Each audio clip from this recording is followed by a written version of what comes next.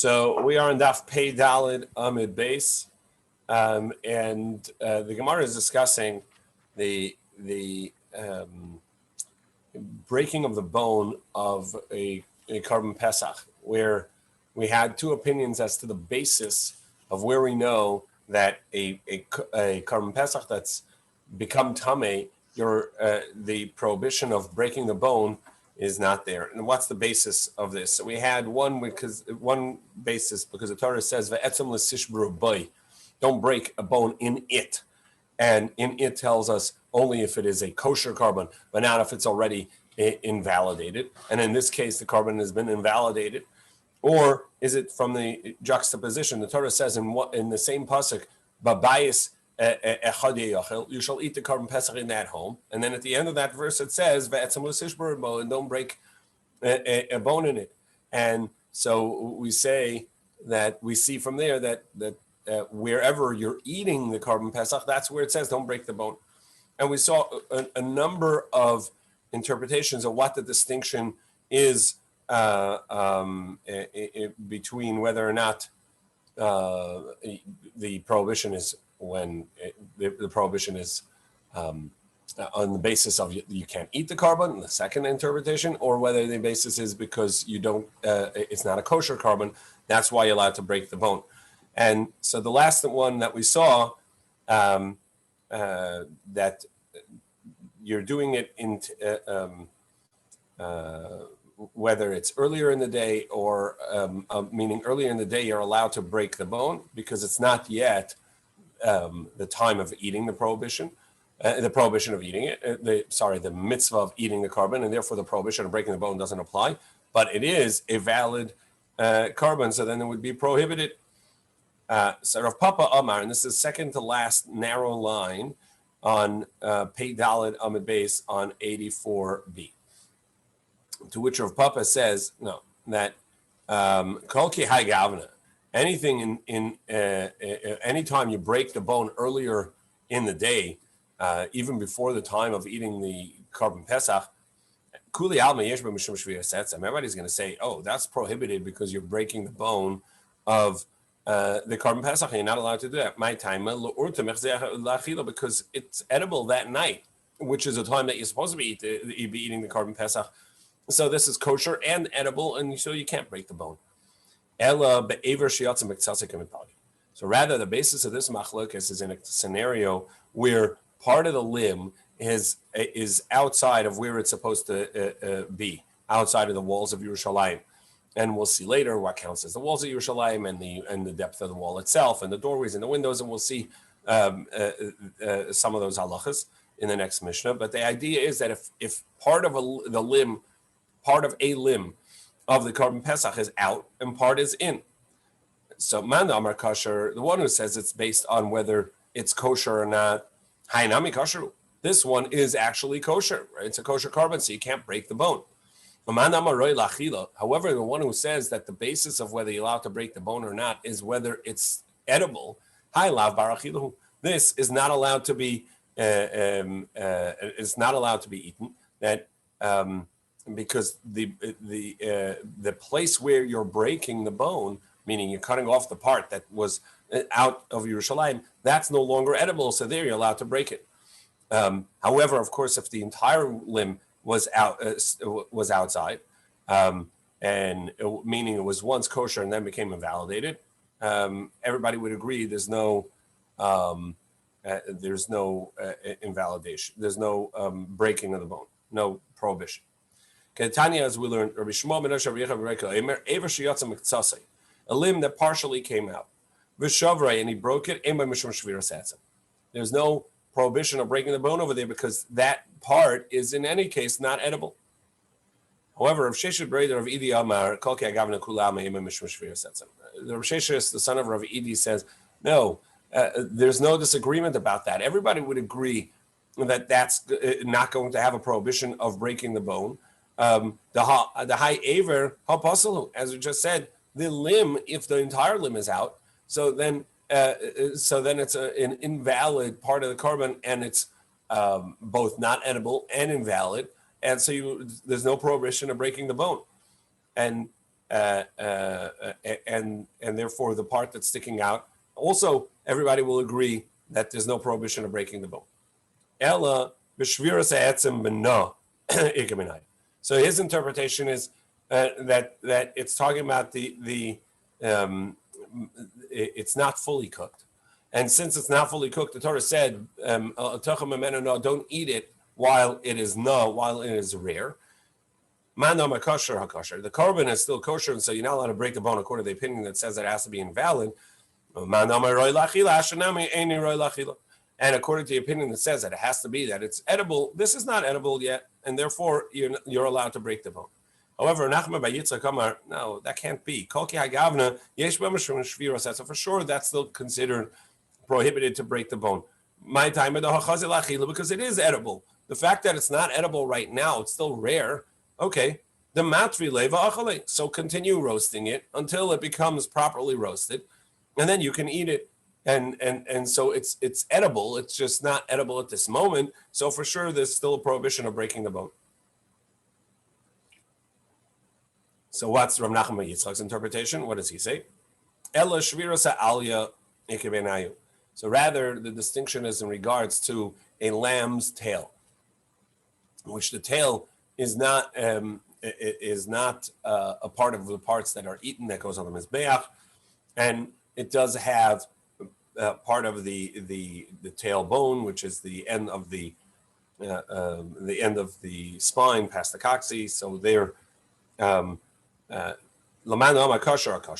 so according to the opinion that it has to be a kosher animal, a kosher korban, in order for the prohibition of breaking the bone to apply, well, this is kosher, so you can't break the bone. And according to the opinion that says it has to be edible, it isn't edible. Why not? Because that goes on the mizbeach, and so it doesn't. It's not a part of what is eaten by the group. Rav Ashi says, this for sure, there's no prohibition of breaking the bone because it's not edible. It's the part that goes on the mizbeach. There's no problem with breaking the bone on that. It's not edible. It's not meant to be eaten. Not only is it not edible in this particular case, it's never meant to be eaten. Rather, and here's something that's going to come up again in a greater discussion, you have a limb that it itself does not have meaning a bone, that doesn't have a kazayas, an olive size of meat on that bone. So it's not really an edible part of the korban. Just like the tail is not edible because it doesn't, it's not edible, it's not meant to be eaten, it goes on the mizbeach. So to any limb that's meant to be eaten, but it's got, and the limb over here, we're talking about a bone.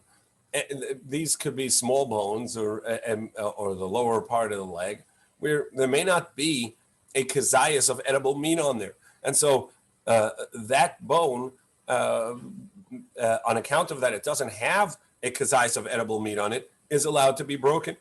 So according to the first opinion that says, any part, it has to be a non-kosher, non-valid korban. If it's a kosher korban, meaning valid, so then you're not allowed to break the bones. So kosher, so this too would be a part of that, and you're not allowed to break the bone. However, according to the opinion that says that it has to be that it's edible, shir achila, it would require also that particular bone not only is the korban kosher, but that particular bone, that limb, has a measurable amount of food on it, of meat on it. That would mean a kazayas of meat, and this has veleka, and it doesn't. It has less than a kazayas, and therefore doesn't count. Ravina Amar, Ravina says, Kolki hagavna les b'mishum shvira setzim. Everybody would agree if it doesn't have an olive size, a kazayas of meat on that particular bone, now that doesn't count as a bone that you're not allowed to break because there's nothing edible on it. The be'inon shir achila, because it has to be enough to count as edible. Ella aver she'ein olav kazayis b'makom zev v'yesh olav kazayis b'makom acher ikebenai. So he takes us one step further and says, no, a limb that has no meat on it or less than an olive size, meaning which would basically mean no meat, then you're allowed to break that bone. The prohibition here is talking about, the question over here is talking about a part of a bone, that one part of the bone has a kazayas of meat, and the rest of the bone is bare. Does that bone, which only has a little bit of meat at one end, or maybe a lot of meat at one end, but no meat on the other, there isn't a kazayas in the other, the part that doesn't have a kazayas, can it break that? So think like a rib or something.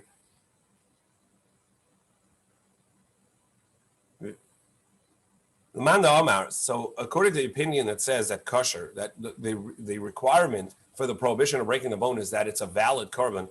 Kosher, this of course is a valid korban.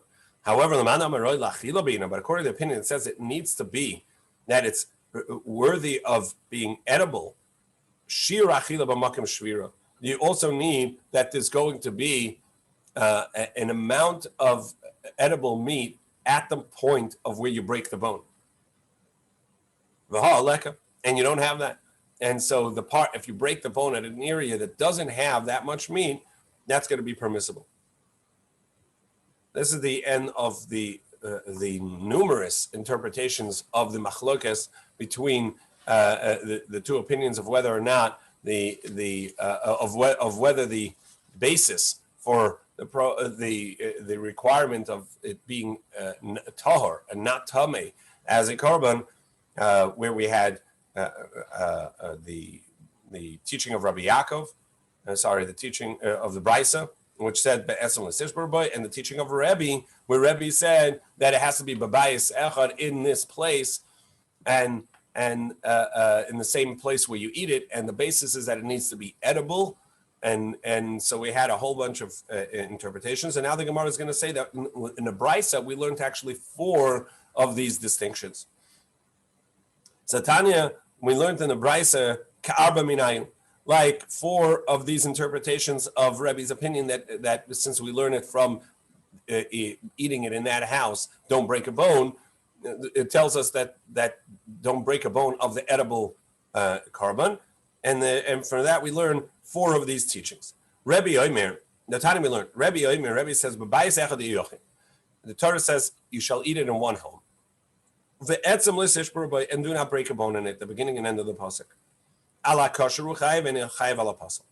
From there we learn on what's kosher. It has to be valid as a korban and you eat it. You can eat it, and not if it's invalid to be eaten. If it was once a kosher korban and then became invalid, b'shas achila at the time of the eating, so there's no prohibition of breaking the bone. So that's one interpretation that we saw earlier, that it has to be that it was valid at some point and it became invalid. Yesh b'shir achila, if it has a measure, an amount that you can eat on that bone. Yesh b'shvira. So then there's a prohibition of breaking that bone. Ein b'shir achila, if it does not have a measure of eating, then there's no prohibition of breaking the bone. Again, be like we saw the 2 interpretations. Either like Rav Ashi, who said that any part of the bone has a measurable amount of eating on it, the entire bone is prohibited breaking, or like Ravina said that it has to be at the point that you're breaking the bone, at the area that you're breaking the bone, there has to be a measure, a kazayas of meat to eat on it. But either way, you see that if that particular bone doesn't have a proper measure and a kazayas of meat on it, there's no prohibition of breaking it. Also, the tail, which goes on the mizbeach. So any part that goes, no prohibition of breaking the bone. It's only the part that you eat. B'shas achila, yesh b'mishum shvira setzim. Shulei b'shas achila, ein b'mishum shvira setzim. And also that it's only while there's a time for, it's a time of eating it. But earlier in the day, on the 14th day, prior to the time that you're allowed to eat the korban, there is no prohibition, according to Rebbe, of breaking the bone. So these are some of the interpretations we saw in the Brisa. Like these 4 brings these 4 to say that included in Rebbe's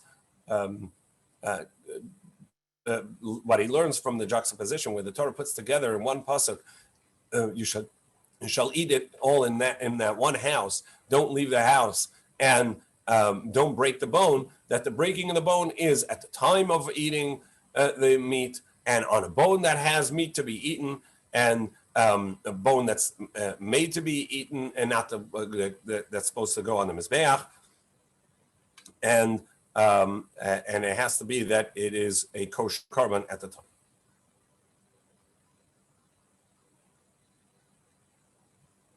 Itna. So it's said. So going back to this idea of a limb, a bone that has on it meat, but it doesn't have the requisite amount at that point. Aver, she'ein olav kazayis basa b'makom zevi, yesh olav kazayis b'makom acher. So this was one interpretation we saw earlier, that if there's meat on this bone, but not in the area that you're breaking, that the bone is broken. Is there a prohibition of breaking the bone there? Meaning it's a long bone, and in one area there's more than a kazayas of meat. In the other area, there's actually no meat on it. Does the prohibition of breaking the bone apply there or not? So we saw two interpretations. So the Gemara says, Rabbi Yochanan says, no, here too there's a prohibition of breaking the bone. To which Rabbi Shimon ben Lakish Eimer, and Reish Lakish says, no, there's no prohibition of breaking the bone over there because there's no meat there. It's not edible there. Rabbi Yochanan challenged Reish Lakish and he said,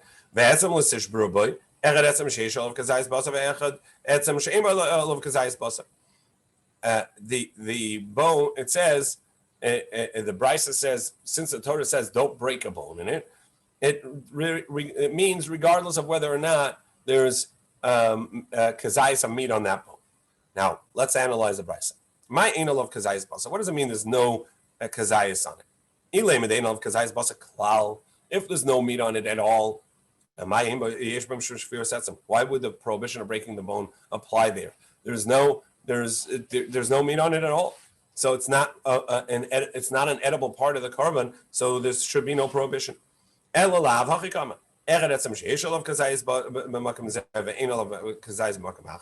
That a bone that has meat, whether it's even if the meat is not on this point, it's on a different point of this bone. Nevertheless, the prohibition applies. So this is a proof to Rabbi Yochanan and a contradiction to Reish Lakish. Amar le. So Reish Lakish says to him, and now we're at the top of Pei Hey Amid Aleph 85a. Loi. No, that's not the meaning. Hachi kamar. Really, I'm going to tell you that even it doesn't have meat in this area, but it has meat in another area, it's going to be prohibited to break the bone. There's Rabbi Yochanan said that. Reish Lakish says, no, I'm going to tell you that if there's no meat on this area, you can break them up. But what it means is, regardless of whether the edible part is on the outer side, or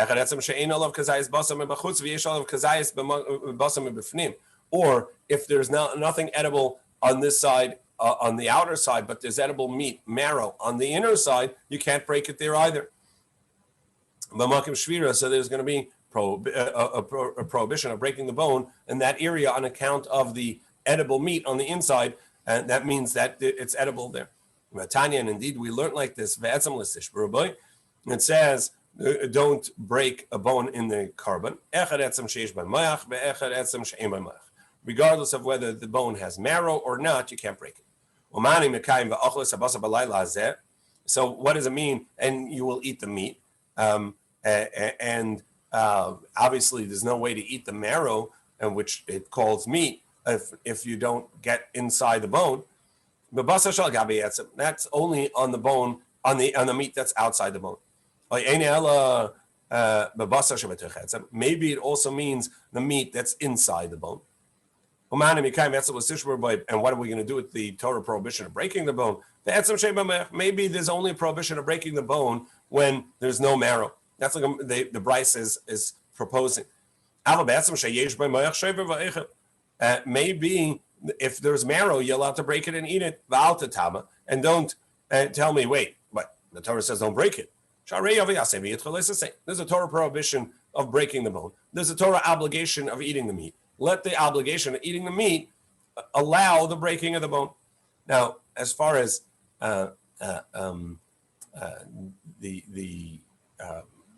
classic idea of asay dechalosasay, this would be problematic because generally we say when a positive commandment can supersede a negative commandment, it's at the moment that you're doing the positive commandment, you're transgressing a negative commandment. But if you're doing a negative commandment prior to doing the positive commandment can't supersede the negative commandment because the negative commandment is being done and there's no mitzvah being done, such as breaking the bone to get to the marrow.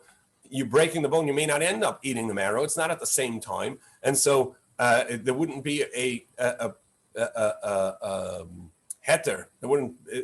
We wouldn't say that the positive commandment of eating the marrow would supersede the breaking of the bone. So this wouldn't really fit that classic idea. The Gemara over here really means perhaps that's what the Torah meant, and that's included in the verse. And therefore the Torah says no. The Gemara says no, that's not included. When the Torah says again at the second Pesach, do not break the bone, that's superfluous. I don't need that teaching. It already says you shall treat it like all other teachings of the Korban Pesach, all of the rules of the Korban Pesach. So I don't need a specific of don't break the bone. It's already included in you shall treat it like a regular Korban Pesach with all the rules of a Korban Pesach. Must be, it's telling you again, the repetition, don't break a bone, to tell you don't break any bones, even if there's no marrow in it. But what we see is that the specific prohibition is if for the meat on the inside, but if it has no meat on the inside or the outside, then indeed Reish Lakish or Rabbi Yochanan say that you would be allowed to break the bone. And it's just a question of whether the area that doesn't have meat or not. So now Reish Lakish is going to challenge Rabbi Yochanan, because Rabbi Yochanan said that even in the area that has no meat on it, you can't break it since there is meat on some part of this bone. And Reish Lakish says that is going to challenge. He says, no, it has to be that there's meat at the area that you're breaking the bone. So he has a contradiction from this brisa. And this is the idea of we saw earlier, that part of the limb of the Korban Pesach was outside of the boundary of Yerushalayim, which means outside of the gates, outside of the wall. It's beyond the area that it's allowed to be. So that part of the limb that's outside of the airspace of Yerushalayim, outside of the wall, has to be is invalid and needs to be burnt, and so you have to cut it off. So what do? You cut down the meat and muscle all the way down to the bone, and then slice it off the bone that's all that had been out until you get to a joint, and cut from the joint. In other words, don't cut through the bone.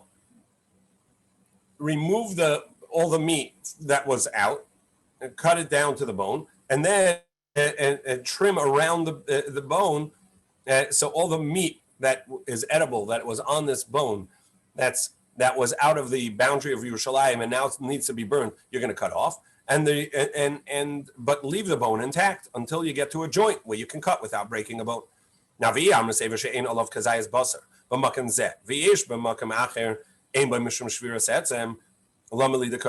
if wherever there's no meat, then there's no prohibition of breaking the bone. So just cut straight through over there, because this counts that there's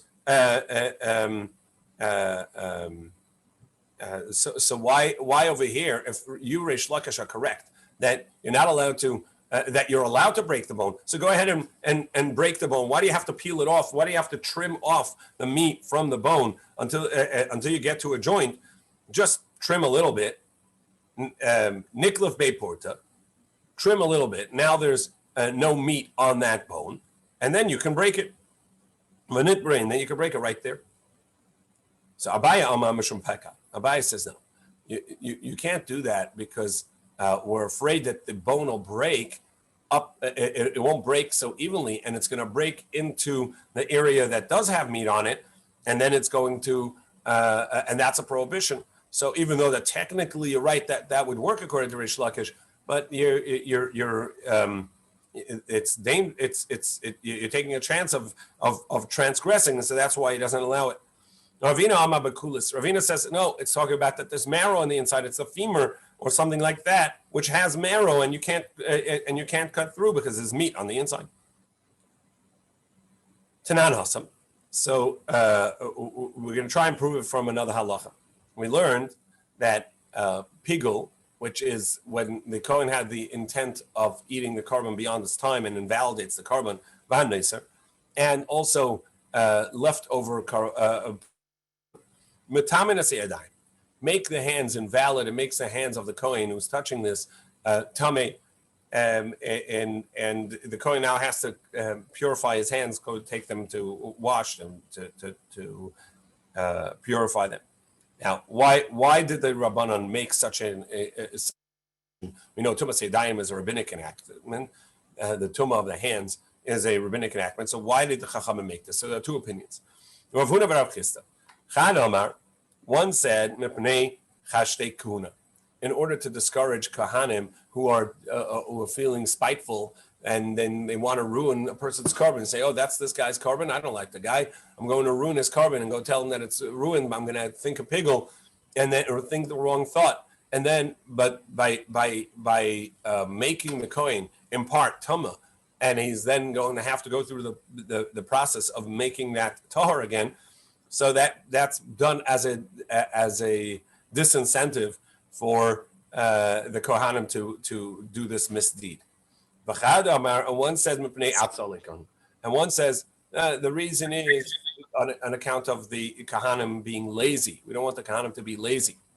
And so, as the Gemara is going to say, each one of these apply to the different parts over here. The not to do a misdeed is by the intent of pigul, and not being lazy is for and leaving it over. Mar masniya pigul or mar masniya noisa.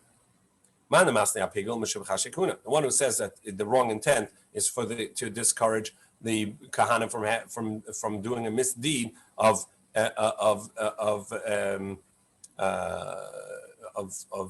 having the wrong intent. And the one that says because of noisar leftover is to discourage the kahana from being lazy. Yeah, Michael, what's the question? Yeah, I've got a bunch of things that are bothering me. Number one, we say as a general principle that the chachamim weren't geyser davar she'eino shechichi. So are we saying that was the davar shechichi that the kohanim were atzelim because the kohanim we say is kohanim's reason, and the second thing is atzelim and the second thing that we're saying that shechichi that the kohanim had some malintent toward the certain person and this was the davar shechiach. Hard to understand, but moreover, we know that it was total pandemonium. It was one hand to another, one hand to another, one hand to another, one hand to another. Who's got time to be thinking about? First of all, they don't know which cup was which. They don't know. How were they even able to suspect such a thing that the Kohen would have a thought? He never thought. He was trying to not to spill it all over the place. Okay, great. Just to clarify. Reiterate your questions. One, how common was this that they needed to make such an enactment? That's question number one. And number two, you're saying that they were so busy with thousands and thousands of people there on Erev Pesach. Why would anybody be busy with being spiteful and having the wrong intent, etc.? So it really, this is not only about Korban Pesach. This is a general rule. Kohanim, this is every pigul, every korban throughout the year that they have. There could be a kohen that's spiteful. How common was it? Unfortunately, definitely, in the second Beis Hamikdash, where you had a lot of splintering in various groups, whether there was Sadducees and Baitusim, and I mean, it was very splintered, and there was a lot of infighting between the Hasmoneans and the various Kohanim Gedolim and Kohanim families. So unfortunately, there were some Kohanim that were involved with some of that politics, and they could have done this, and it was enough to do this to discourage them. What's unique, and we'll see this throughout many other halachas, that the Kohanim for sure, but in general, people were much more afraid of being tamei, or even in part just having their hands tamei, than any other wrongdoing. So people were very righteous in Tuma, but sometimes careless about how they treated someone else. And so the Kohanim that were in this involved in this politics, where they would maybe want to factionize the service in the Beis Hamikdash, if it meant getting involved in Tuma, that would stop them from doing it, and that's really what this is about, but not specifically about Korban Pesach. You're right. Erev Pesach actually was very busy, and they were less likely to want to get involved in that. But follow-up question: by Tusim and Sadukim, what do they care what the Chachamim say? Chachamim, yeah, your hands are tummy. Really? I don't think so. Well, if that was the rule in the Beis Hamikdash, meaning if that's the way the Kohanim made them do it, look, that's tummy, then they would do it, and because they needed to, on the social pressure of the other Kohanim that misbehaved, that wasn't always so good. They had a internal system of dealing with Kohanim that misbehaved, and it wasn't so comfortable. And so, Mar Masli Kazayas or Mar Masli Kabetza. However, besides for the two interpretations which we saw of the reason is to discourage the Kohanim that would maybe have the wrong intent by a carbon, versus the Kohanim that were lazy and leave some over. It was also how big of an amount of carbon invalid would make the hands tummy. So Mar Maslik Kazayas, one says even an olive size, which is the amount that you would eat. Mar Maslik Kabetza, one says an egg size, which is the amount of tumah. So Mar Maslik Kazayas Kisura, one says the olive size amount that's prohibited eating. Like the amount that would become tummy. So the Gemara asks, when the prohibition of a carbon coming outside of the bounds in Yerushalayim, is there also tumah on the part that went out or not?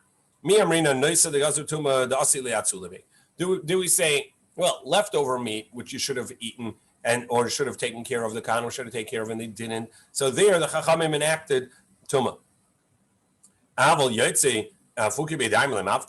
But for it to go out, that somebody would have to pick it up and carry it out.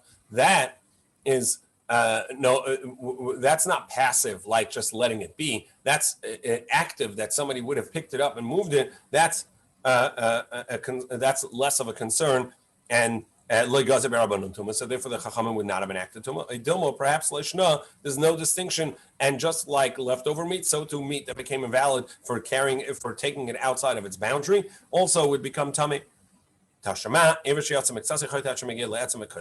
So let's prove it from a question about a limb that in part was taken out or stuck out of the boundary of Yerushalayim, that you would peel down to the bone and then cut it off. Till a limb, till a joint, and cut it off. Now, now, if you're going to tell me that the Chachamim enacted Tumah on that particular limb that was sticking out, so what happens if you cut it over there? The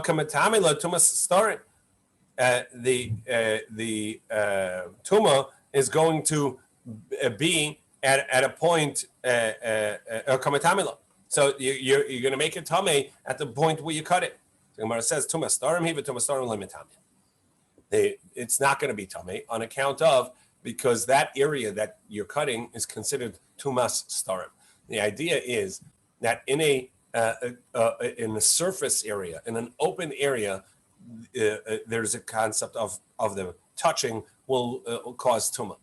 However, where the beis hastarim, meaning a sealed or a hidden place, in this case, the part of the limb that is connected to the non-tummy part, that doesn't count as touching because it's touching in an area that's covered, and so that's not going to transfer the tuma in that area. We learned this in the tuma of, it has to be begolui. It has to be that it touches at a place that is open. From the pasuk of Yadav leShataf b'mayim, his hands he did not wash in water, and so we see that it has to be in an open place like his hands. And so so we can't prove there's no tuma on account of that. If there was tuma, it would make it the rest of the limb tummy as well. No, it doesn't make it tuma because it's not in an open. It's not touching an outer surface. It's touching an inner surface, the point where that limb is joined together. And according to Ravina, who says that where limbs touch, where they're actually attached, that it doesn't count as an attachment because meat is made to be cut apart, and it's made to be cut into portions or to parts, and so that is not made. It doesn't actually count as a connection. Well, if that's the case, so then you can't tell me that it's a hidden part where it's touching. It's actually touching at an open surface because it's made to be cut there. The command of mifrasidami, it's as if it's already detached. So there, the tuma should make a tummy. They're touching each other, and makes a tummy. So it must be that the limb is not tummy when it's sticking out of Yerushalayim, because if it is, it would make the rest of it tummy as well. Elaman the master kazayis, the lesba kazayis. Well, the Gemara says no. Maybe there isn't an olive size in order to make a tummy. Aman the master kabetza, the lesba kabetza, or there isn't a kabetza, because we saw two opinions of whether you need an olive size or an egg size kazayis kabetza in order to cause this tummy. Tashema. So we're going to try and answer this question of whether or not this the limb that came outside of Yerushalayim has tuma or not. So from this brisa, hamaitzi basar pesach mechabura lechabura. Besides for the prohibition of taking it outside the house, which we saw earlier, the night of Pesach, you have to eat the korban pesach in your house. You can't take it to another house. You also cannot take it from one group and another group. So if in one house there are multiple seders going on, so each chabura, the people that are joined, that seder for that lamb that is the korban pesach, where everybody's going to participate. And then you take some of the meat from there and you want to take it to another room, to another place, another group.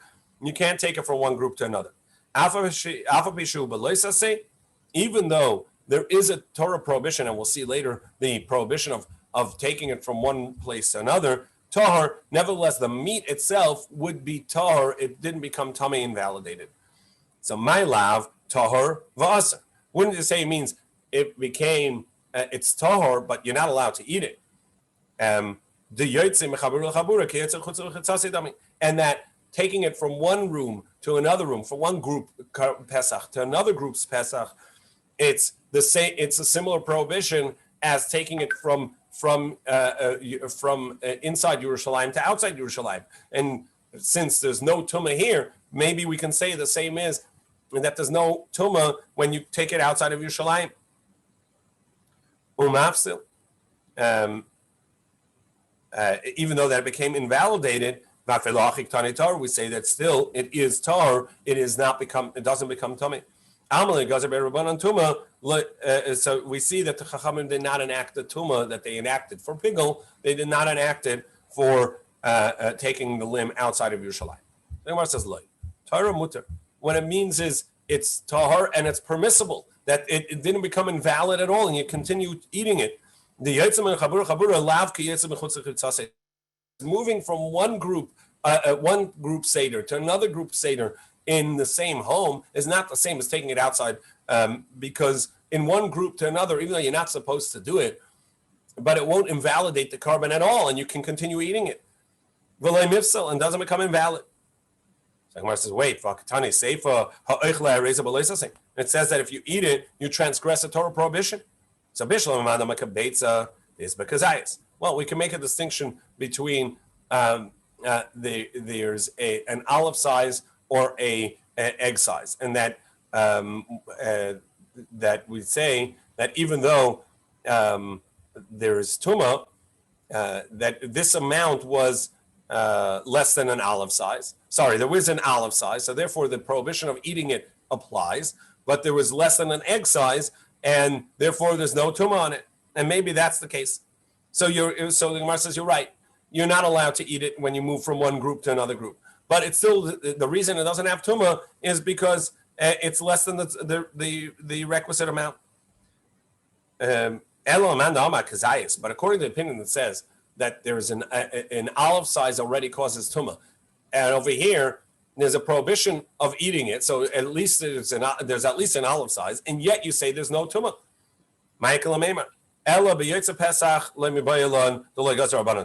So rather, what we'd say is that by Pesach for sure there was no enactment of tuma. Why not? My time. Why we're not concerned, and we need why is there no enactment of tuma? This really takes us to Michael's point that Bnei Chabura's reasoning by Korban Pesach, they were very diligent. There was a lot going on, and everybody was being careful, and people were watching each other. Oh, by the way, keep that here. It has to stay here. And people would warn each other. But the question is about other karbanos. On another given day, where by mistake somebody took it outside of Yerushalayim, does it become tumah or not? Did the Chachamim enact tumah? We don't have an answer to that. In Tish B'Yitaretz. So now this idea that we just said, that if you bring meat from one group to another, how do we know that there is such a prohibition? Netani we learned. It says, don't take meat from the house.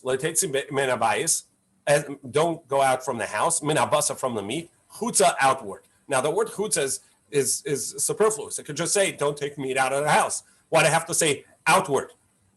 So maybe it only means from the house to another house, but how do you know within the house from one group to another? That's what the second word, this extra word of chutza is teaching us. Chutz la chitza. So don't take it chutza, outward, meaning outside from where it's supposed to be in its group. It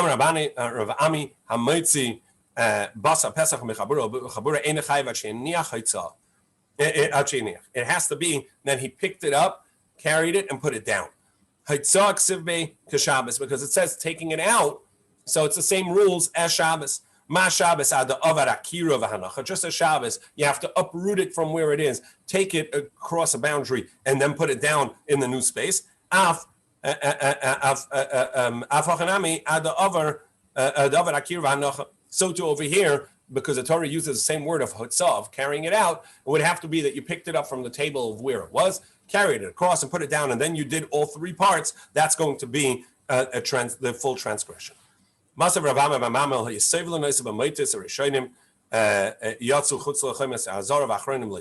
were carrying it together on this rod.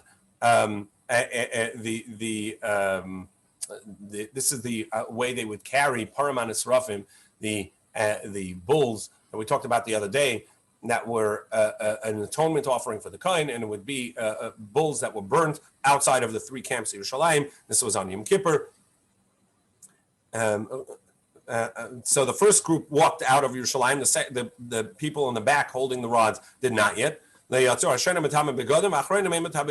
the first group that walked out, their clothing become tummy. The inner group not.